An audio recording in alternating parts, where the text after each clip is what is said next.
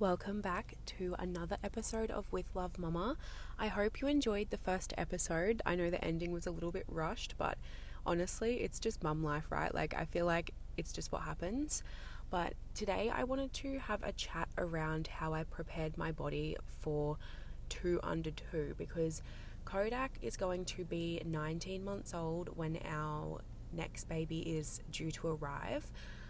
So obviously that is meeting the 2 under 2 criteria, which I think is going to be really fun. I don't have like any fear around it. Like, it's obviously going to be challenging, but I feel like isn't like everything good, like it comes with a bit of a challenge, right? So I'm not feeling like afraid, and I think a lot of people have like a negative connotation around like having a toddler and a baby, or even just like more than one kid. It's like, you know, you hear that just you wait your first pregnancy and then the baby comes, and it's different to how everyone tries to like paint the picture for you. And I think it's like almost the same thing going into the second pregnancy.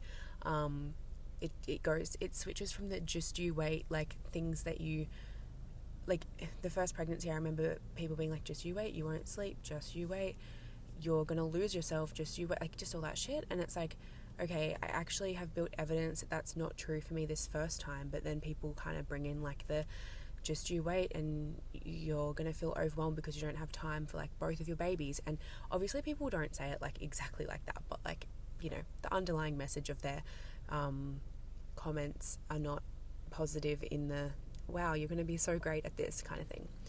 But I just wanted to talk about how I did prepare for 2 under 2. Obviously, I was saying that we were going to have a gap. Well, we were going to have them close, then we're going to have a gap, and then we decided on having them close again.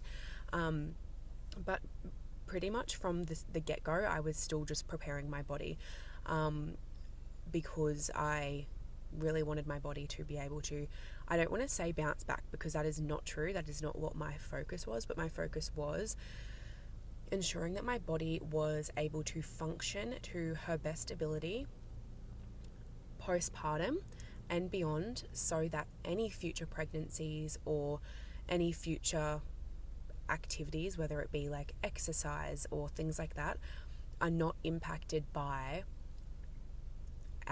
like my body limiting me. I hope that makes sense. So yes, I actually did preparation to have my babies close together,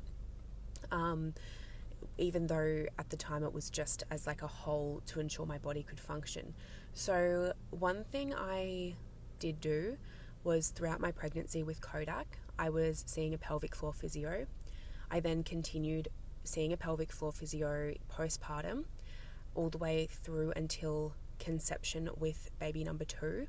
I had my pelvic floor physio, ensure throughout my pregnancy with Kodak that my pelvic floor wasn't under or overactive. We did internal pelvic floor release work where there was tension held within my pelvic bowl, and I was able to deal with the like emotions and I guess some traumas that I was holding in that space. So on like that energetic level, but also physically, I was doing the correct like mobility and stretching and exercises that were necessary for my own body. So I wasn't just going like on Instagram and following a postpartum or pregnancy PT and just doing what I thought was good. I was actually getting like tailored advice for my body to ensure I was doing what my body needed, because I did have quite an overactive pelvic floor. So going ahead and just doing like the pelvic floor strengthening exercises actually would have then played like a role in potentially my birth going in a different direction, because I would have been over strengthening it and not allowing it to completely relax. And yeah, so working with the pelvic floor physio has been literally incredible through postpartum as well. Really great just to get the clearance. I used to love running prior to my pregnancy with Kodak. I haven't actually got back into it at all, but I was having a couple of just like issues with my pelvic floor, again being overactive. So I got it to a really good place, and then postpartum strengthening it, then I just was holding a bit more stress down there, and then it was a little bit overactive again. So it was just kind of bringing that back into like balance. And that's why working with the pelvic floor physio was great. And then, just before conception, I said to her, look, I know I said I'm not like looking to have a pregnancy soon, but we've changed our mind.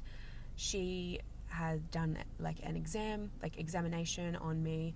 We'd already been working on some things. Everything was looking really good. And she said she has absolutely no concerns on my body in like having another pregnancy when it comes to my pelvic floor and like my pelvic health. So I got that clearance from my pelvic floor physio, and that then also made me feel super like confident in going into pregnancies close together, because you do see so many like things posted all over the internet, like let your body heal, like don't rush your body, like all of these things. And I think it's important that you it's true, like, right, it's true. You should let your body heal. You should listen to your body. Don't rush into things if they don't feel right. But if you're working alongside like professional people like, and you feel as though, or you have been cleared to know that your body is actually all good, then like you've actually let your body heal. And that's what I was like saying to myself, because I think it's recommended to wait 18 months between pregnancies. And I don't know if that's just for Caesars though, or if that's actually all up. Don't quote me on that at all, but I remember seeing something like that and thinking, oh, I should wait that long. And that was also a little bit that was in the back of my mind of wanting to have my pregnancies spread apart. And also obviously why Jai, like obviously he would either way, but had a lot of like respect for like whatever decision I wanted to make, because he knows, like he is like such a big advocate as well in like make sure I was getting, you know, different appointments and ensuring that I was keeping on top of my body and feeling really supported physically, energetically, everything. Like he's always been really great for that, which is excellent. Oh my God, I'm literally, I'm sitting in my car again recording, so Kodak's just in the back having a nap. There is a guy going on a walk along Mooloolaba in his underwear. I'm not even shitting you. That's all he's wearing. They're not even budgie smugglers. Oh my goodness. Some people are fucking crazy. Anyway. So yeah, that's like one thing like Jai's been really good with. Another way that I prepared myself for like 2 under 2 is I am still preparing myself, but this started, and it's funny because like everything that I'm saying, it's like, oh yep, okay, cool, but none of it was like intentionally to have 2 under 2, although I can see how these different habits or things that I started implementing way back when I fell pregnant with Kodak, or way even before then, have actually compounded to ensure that moving into having 2 under 2 is going to be like a easier transition than, well, not easier transition, but the transition probably won't feel as rocky or as unsteady as it could if I hadn't taken these steps. And what I was going to say is nervous system regulation. I did this, like, I feel like I've meditated and like done all that like for years, right? But like became extremely intentional with it throughout my pregnancy with Kodak, and lost it for a little bit early postpartum. As I kind of touched on in my last episode, there was just like, you know, it's a lot to navigate becoming a mum for the first time. There is absolutely like no way you can kind of be on the ball with absolutely everything. So I did lose that for a little bit early postpartum, although bringing it back in once I had the capacity, which, you know, seems silly because obviously if I was sticking with it the whole time, my capacity probably would have stayed bigger, but that's okay. It's just how my journey was supposed to be, and I learned so much from it. But nervous system regulation, and whether this looks like a meditation in the morning or a walk outside and not taking like headphones and listening to music or a podcast, it could just be like actually just taking in the surroundings, taking a bath, going for a swim, making like a cacao or like a drink that I like, and just being intentional with it, just bringing in like things that are just making me feel like Tanika, not like a mum, and not like a partner, and not like a I've got to do this and this, like what things actually are like balancing my nervous system. And that's going to look different for everyone, because everyone's, you know, got different things that make them feel good and things that make them feel relaxed, and everyone has different like thresholds, is that the word? Like your nervous system could hold maybe more than me or different to me or whatever. But anyway, having like a balanced nervous system Jai and I were having this conversation the other day. So this is kind of like a little bit off topic, but not really. So Kodak has been given so many toys from family, right? Especially we just had his first birthday. We've just had Christmas. People just love to buy toys. And it's a thing that people are like, buy annoying toys, right? Like the ones that light up and make all different noises and whatever. But I was saying to Jai in the car, because Kodak has this steering wheel that we give him in his car seat so he feels like he's driving. And like he'll sit there sometimes and he'll just go bang, bang, bang, bang, bang on the horn. And it is like just honking the whole time that we're in the car. And I was saying to Jai, it's really funny that, you know, you see so much around and like people being like, oh my God, like that freaking toy is so annoying, or like complaining about like, and like, you know, maybe potentially snapping at their kid and being like, stop, or things like that. And I just said, it's really funny how he can sit in the car for like 20 minutes at a time just honking that horn, but it doesn't impact me. It's not signaling to my nervous system, oh my God, I'm overstimulated. I'm not feeling like, why are you freaking doing that, Kodak? It doesn't frustrate me at all. And that's what the conversation Jai and I were having. Isn't it funny when you have a regulated nervous system and you actually like, you're not in that like overstimulated, stressed, like mindset, that those little things when kids are just being kids and they have an annoying toy or they're yelling or like whatever it is, it's not impacting you to then like flip and like go off about it. Do you know what I'm trying to say? And I think this is like where I'm also touching on for the 2 under 2 aspect is obviously life is going to become a lot more chaotic. It's chaotic with a toddler, but it's going to level up, right? But how like I have been showing up for my nervous system to gently continue expanding my capacity, I believe is setting myself up to be still a regulated mum when I become a mum of 2. So yeah, balance like nervous system, regulated nervous system, and like really spending time and being intentional with that, seeing a pelvic floor physio. Another thing that is like a little bit, it might not be for everyone, but Jai and I actually did a lot of work this year on our relationship. We had some professional help, which was like absolutely the best thing we could have done in just understanding each other so much deeper as adults, as parents, as who we are, right? Like not just as Jai and Sneak. Sorry, Sneak is my nickname, if I ever say that. But not just as Jai and Sneak, but as Jai individually, Sneak individually, and then as a couple, and then as parents. And seeking that help and having that support was the best thing that I think we could have done for our relationship. And it can look different for everyone in the way that you get that support for your relationship if it's something you need to do. But I believe that it has now been like a secret preparation for us moving into 2 under 2, that we both understand each other's needs so much deeper. We both understand what it's like to become parents. We're not going to be learning who we are as parents for the first time, right? We know who we are as parents. We love parenting together. We are great parents together. So it's not like we're going into 2 under 2 completely scattered, not knowing how to show up for each other's needs, and just repeating how the first postpartum was for us. Not that it was like atrocious, but it was just not how we envisioned. I do want to do an episode on like how Jai and I support each other and go a bit deeper into that, just like our journey. I might even see if he'd like want to do it with me. I wonder if he would. I feel like he'd get a bit shy and just be like, no, but we'll see.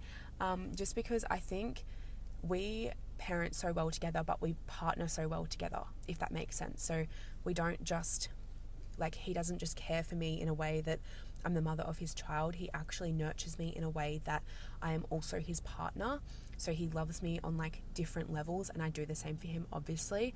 Like, we see each other, okay, you need this, I do not need that at all, but you can have the time for this, blah, blah, blah, blah, blah. And I just think we do it really well. And I think that, like, I'm just so proud of how we do navigate life together. And yeah, I think for our journey and our relationship and where we were, getting that external support was the best thing to prepare us for 2 under 2, because clear communication as parents is just like even as partners, whatever, but being able to communicate clearly without it being biased, without it being insecure, without it being like anything other than just a secure, healthy, clear, communicative, if that's even a word, conversation, I think is like really like one of the most important things, because as our therapist said to us, you are a couple before your parents, and it's really important to be able to be like a healthy couple and not just be parents in the same household, if that makes sense. I hope that lands like while you're listening. I feel like those a couple of points are honestly like perfect, like how I've prepared myself moving into 2 under 2. There's like the basic things like meal prepping, planning, doing things like that, but I feel like that's something that I just have always really been really on top of personally. Like I'm a super like organized, structured person, so like just having those sort of things in place, and going into like my next postpartum knowing that like I will need extra support. I think one thing I could say is I'm also going to be allowing myself to lean on my support a little bit more. My first postpartum, and I will go into this deeper, but I was very good at just like being like, oh my god, I'm so great, like, you know, we literally went to the freaking beach like when he was 3 days old, like what do you even mean, Tanika? But I think it was like that part of me that's like always been independent and can do it all myself, and I'm all good, and I just wasn't allowing people to hold me as much as they would have liked to, and I probably should have let them. So yeah, I'll go into that a bit more, but that's how that's just like at the top of my head a few ways I have prepared for 2 under 2. So I haven't just gone and decided to, you know, go into this and my core is super weak or anything like that. Like I'm feeling really confident in my body's ability to have another healthy pregnancy, to hold this pregnancy.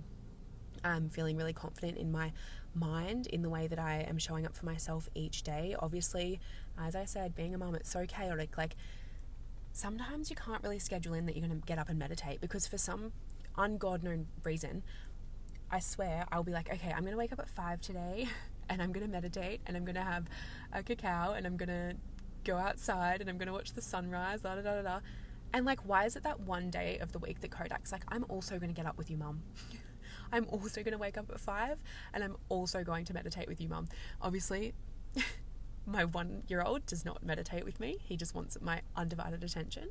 So, you know, he can't really like plan for the nervous system regulation. That's why it's really good just to try and bring it into like the pockets of your day where you can, you know, whether it's just like even taking deep breaths just like while you're driving the car, or listening, you know, instead of like putting on like freaking Paw Patrol, can we put on like a nice like calm playlist and just give them a book to read? I mean, I know every kid's different, but you know, you know what I'm trying to say. Like, it's just like, how can we just plan in that way? Because like you can't really plan when you're a mum, and that's been a real big learning thing for me. But yeah, I hope you enjoyed this episode, and yeah, this is how I'm preparing for 2 under 2, and I'm obviously going to continue bringing you on the journey. If more things pop to mind, I'll do another episode about it. But have a lovely rest of your day, evening, and I will speak to you in the next episode.